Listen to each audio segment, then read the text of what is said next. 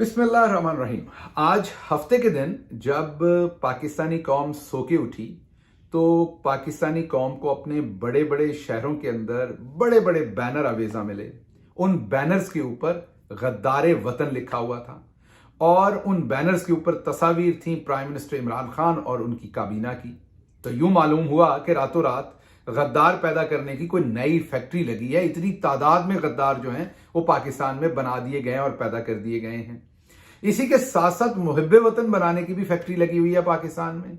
बस आपने सिर्फ एक प्रेस कॉन्फ्रेंस करनी है, इमरान खान को बुरा भला कहना है, गद्दारी के संगीन तरीन मुकदमात से निकल के, आपकी प्रेस कॉन्फ्रेंसेस पर पाबंदी से निकल के, आपके घर तोड़ने से लेके, आपके ऊपर कारोबारी पाबंदियों से लेके, आपके बच्चों को धमकियों से लेके, संगीन तरीन जराइम के मुकदमात से लेके आपने निकल के फिल्टर होके बिल्कुल नए नवेले मुहिब्बे वतन बन जाना है। बल्कि हो सकता है अगली दफा आपको कोई सदारती तमगा भी मिले अगले साल को। तो आपने सिर्फ एक प्रेस कॉन्फ्रेंस करनी है। प्रेस क्लब की कुर्सी जो नॉर्मली 30-40 हजार रुपए देने पड़ते हैं प्रेस कॉन्फ्रेंस करने के लिए, एक आम आदमी को ये फी है उनकी, ये कोई रिश्वत नहीं है, ये फी है प्रेस क्लब के अंदर प्रेस कॉन्फ्रेंस करने, वो भी आपको फ्री मिलेगी। जेल से आपको गाड़ी भी फ्री में लेके जाएगी। आपकी प्रेस कॉन्फ्रेंस की अरेंजमेंट का मैसेज भी पहले से गया होगा, कैमरे लगे होंगे, चकाचौंध रोशनियां होंगी और आप वहां प्रेस कॉन्फ्रेंस करके सिर्फ ये बताएंगे कि इमरान खान का साथ दे के मैंने बहुत गलती की, वो गद्दारे वतन है, मैं उसे छोड़ रहा हूं। तो उसके बाद आप मुहिब्बे वतन हो जाएंगे और आपके तमाम जराइम जो है वो माफ कर दिए जाएंगे। तो ये नई फैक्ट्री लगी है, इसका पाकिस्तान की सियासत पे क्या असर होगा, इमरान खान पे क्या असर होगा, आप पे क्या असर होगा, इस पर आज बात करेंगे। लेकिन इसका थोड़ा सा तकाबली जायजा और इसका हिस्टोरिक पर्सपेक्टिव हमें देखना पड़ेगा। आज जब हम गद्दार पैदा कर रहे हैं, और हम अब से नहीं कर रहे, हम 1947 से पैदा कर रहे हैं, हम जब गद्दार पैदा कर रहे हैं तब से ही अब से, तो हमारे हमसाये में क्या हो रहा है, तो मुझे आपको बताना पड़ेगा कि आज जब हमने यहां गद्दार पैदा किए हैं तो हिंदुस्तान के अंदर टेस्ला ने अपनी दूसरी फैक्ट्री लगाई है गाड़ियां और उनके पुर्जे बनाने की। टेस्ला इस टाइम दुनिया की जदीद तरीन कार है और जो सबसे ज्यादा मुनाफा बख्श उसकी प्रोडक्शन है। वो स्पेस में भी जा रहे हैं, ऊपर खला में भी टेस्ला वाले, ट्विटर को भी वही ओन कर रहे हैं और दुनिया की जदीद तरीन जो टेक्नोलॉजी है उसके अंदर उनका हाथ है। तो आज जब उन्होंने वहां वो पैदा करने की नई टेक्नोलॉजी लगाई है, यहां हमने गद्दार पैदा करने की नई टेक्नोलॉजी लगाई है। तो आप ये देख लीजिए, अभी थोड़ी देर पहले हमें यह पता चला कि हिंदुस्तान के अंदर मर्सिडीज ने अपनी दूसरी फैक्ट्री लगाई है। वो भी वहां पर अब प्रोडक्शन करना शुरू कर रहे हैं, कर चुके हैं बल्कि अब तो उसी वक्त जब ये हो रहा था तो हमें, जब मर्सिडीज की फैक्ट्री लग रही थी तो तब पाकिस्तान के अंदर शहबाज गिल को उठाकर उनके ऊपर दर्जनों गद्दारी के मुकदमात हम बना रहे थे। हम एक गद्दार पैदा कर रहे थे। अब पता नहीं शहबाज गिल में से आपको कितना मुनाफा होना है इस पीडीएम की हुकूमत को। जो हिंदुस्तान वाले ज्यादा मर्सिडीज को देख रहे हैं उन्हें कोई शहबाज गिल नहीं मिल रहा, उन्हें शायद कोई इस तरह का बंदा नहीं मिल रहा, उनकी तवज्जो उस तरफ है। इसी तरह जब हम यहां पर बहुत सारी और चीजों में मसरूफ हैं, हमें इस चीज के ऊपर ज्यादा हमारा शगफ है कि हमने किस तरीके से किस बंदे को किस पार्टी से दूर करना है। जब हम यहां खवातीन को उठाने में लगे हुए हैं और उनके ऊपर पर्चे दर्ज करने में लगे हुए हैं तो हिंदुस्तान में यूट्यूब का दफ्तर खुलता है। जब हम यहां इंटरनेट बंद करने में लगे हुए हैं, हमारी तमाम तर तवज्जो यह है कि पाकिस्तान के अंदर इंटरनेट बंद हो जाए, तब एप्पल जो दुनिया की सबसे बड़ी इस टाइम मोबाइल मैन्युफैक्चरिंग मुनाफा बख्श के हिसाब से कंपनी है, वो वहां पर अपने ऑफिसेस खोल रही है। जब हमें यह लग रहा है कि हमने लोगों के घर तोड़ने हैं, आधी रात को उनके घरों में घुसकर उनको उठा लेना है, उस वक्त हिंदुस्तान जो है वो दुनिया की तीसरा बड़ा मुल्क बन गया कार मैन्युफैक्चरिंग करने में। उनके ऊपर सिर्फ जापान और अमेरिका रह गया है। उनके ऊपर सिर्फ चाइना और अमेरिका रह गया है। जापान को उन्होंने क्रॉस कर दिया है। हिंदुस्तान ने इस साल तकरीबन 21 मिलियन गाड़ियां बनाई हैं, मैन्युफैक्चर की हैं, जो उन्होंने एक्सपोर्ट भी की हैं और अपने यहां भी इस्तेमाल की हैं। और उनके ऊपर जो नंबर है वो बहुत दूर नहीं है, वो 25-26 मिलियन के ऊपर है। तो वो अभी उनके जो सुजुकी के उनके वहां पर हेड हैं RC भागवा, वो कह रहे हैं कि बहुत जल्द हिंदुस्तान दुनिया का नंबर 1 मुल्क बन जाएगा गाड़ियां मैन्युफैक्चर करने में, गाड़ियां बनाने में। तो आप जरा थोड़ा सा गौर कर लीजिएगा कि हमारी प्रायोरिटीज क्या हैं और उनकी प्रायोरिटीज क्या हैं। जब हम लोगों के बच्चों को धमकियां दे रहे हैं, जब हम लोगों के बच्चों को धमकियां देकर उनसे पार्टियां छुड़वा रहे हैं, जब हम एमपीएस और एमएनएस के लेवल पे गए हुए हैं कि वो पार्टी छोड़ दें, तो उनकी जान को और उनकी फैमिली को बिल्कुल मुकम्मल बका है। तो उसी वक्त हिंदुस्तान ने 10 अरब डॉलर से ज्यादा, ये मैं रिपीट कर रहा हूं, 10 अरब डॉलर से ज्यादा मोबाइल मैन्युफैक्चरिंग का नंबर अपना क्रॉस किया है। वो जो अपने यहां मोबाइल बना रहे हैं वो 10 अरब डॉलर से ऊपर चले गए हैं। जब हम अपने यहां ये कोशिश कर रहे हैं कि हमने किस तरीके से किस पॉलिटिकल पार्टी को हमने अपने यहां पर पाबंदी लगानी है, तो उस वक्त हमें पता चलता है कि हिंदुस्तान की जो टोटल एक्सपोर्ट है वो 700 अरब से ऊपर चली गई है। याद आपको रहना चाहिए कि इमरान खान के जमाने में हमने इसको 22-24 अरब से उठा के 30-31 अरब तक बड़ी मुश्किल से लेके गए थे, जो अब वापस 25-26 अरब पर वापस लाई जा रही है।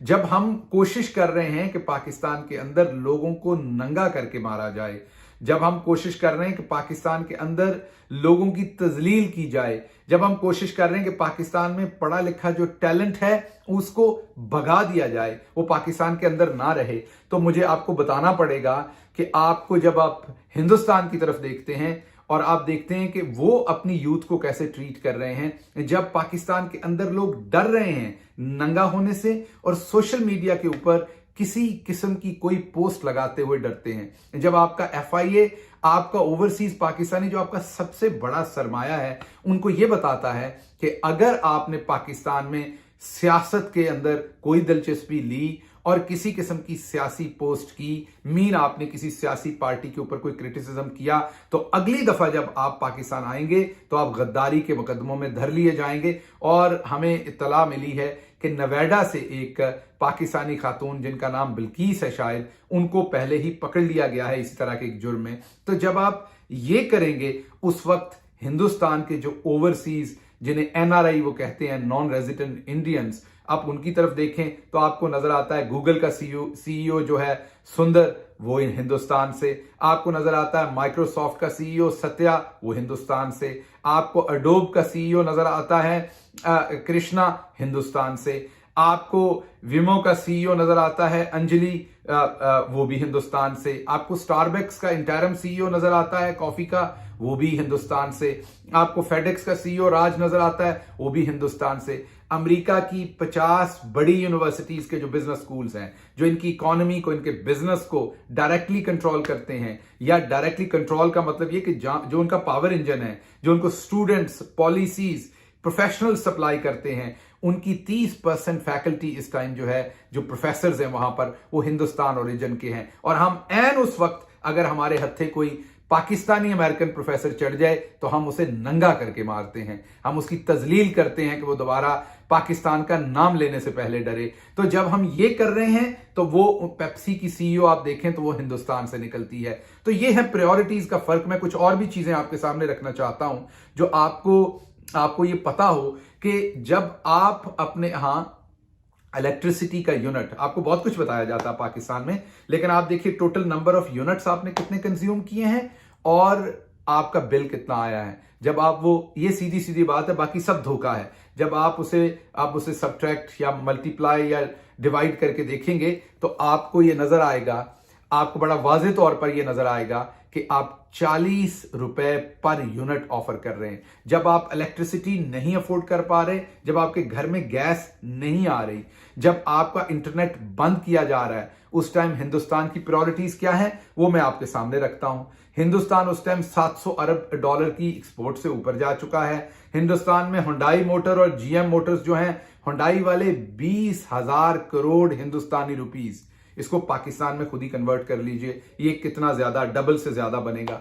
ये 20,000 करोड़ की वो अजाफी इन्वेस्टमेंट कर रहे हैं, पहले की नहीं, अजाफी इन्वेस्टमेंट कर रहे हैं एक्सपैंड करने के लिए। मैंने आपको पहले बताया कि हिंदुस्तान के जो आरसी भागवार हैं, जो वहां पर सुजुकी के हेड हैं, वो पहले ही पिछले दिनों एक इंटरनेशनल जरीदे को इंटरव्यू देते हुए कह चुके हैं कि हिंदुस्तान दुनिया की नंबर 1 कंट्री बनने जा रहा है कार मैन्युफैक्चरिंग में। इस टाइम वो नंबर 3 हैं चाइना और अमेरिका के पीछे।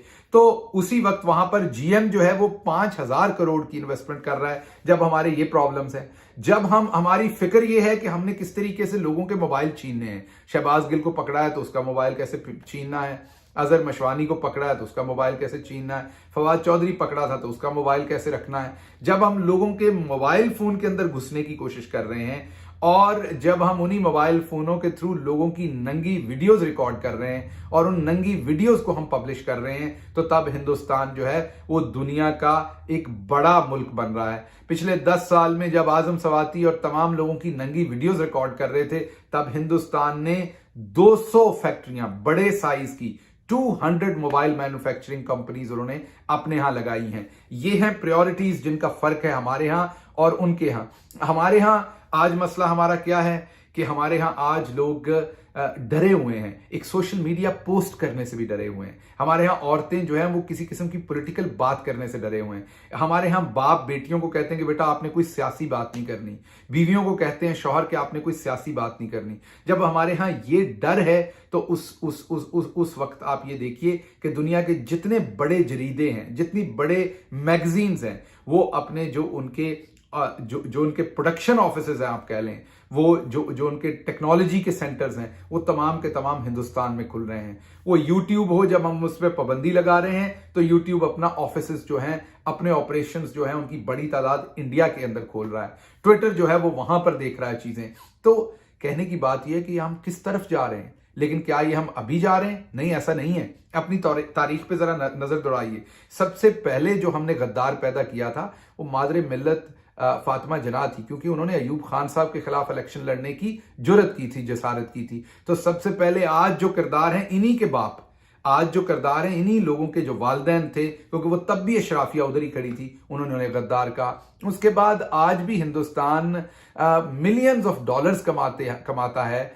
हमारे एक शायर, बहुत बड़े शायर जैसे फैज अहमद फैज साहब हैं, उनकी शायरी के ऊपर गजल्स गा के हिंदुस्तान मिलियंस ऑफ डॉलर्स कमाता है। लेकिन जब फैज अहमद फैज हमारे हत्थे चढ़े तो फिर हमने उनके साथ जो किया वो आपको पता है। फैज अहमद फैज को भी हमने गद्दार बनाया। हिंदुस्तान उनकी शायरी से पैसा कमाता है, हमारे लिए वो गद्दार थे।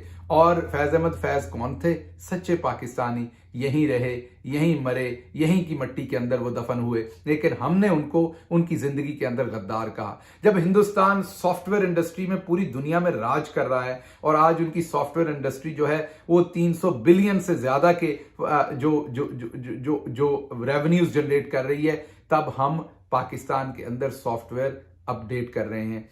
उन्होंने 47 साल में हम दोनों इकट्ठे ही आजाद हुए थे। उन्होंने सॉफ्टवेयर एक्सपोर्ट किया, हमने लोगों के सॉफ्टवेयर अपडेट किए। उन्होंने पूरी दुनिया के सॉफ्टवेयर अपडेट किए, हमने अपने लोगों का हार्डवेयर अपडेट किया और उसके थ्रू उनके सॉफ्टवेयर हम अपडेट करना चाहते हैं। हम चाहते क्या हैं पाकिस्तान से? हम करना क्या चाहते हैं इस मुल्क से? हमें कभी तो सोचना पड़ेगा। हम ये किस सिमत जा रहे हैं? हमारे यहाँ कोई महफूज नहीं अपने आप को समझता। कोई हमारा पढ़ा लिखा बंदा आगे बढ़कर कोई काम करना चाहता है तो हम उसे गद्दार बना देते हैं। हम इसमें से निकलेंगे क्या, करेंगे क्या? एक बात मैं अब बाजी मरियम की तरफ जाऊंगा।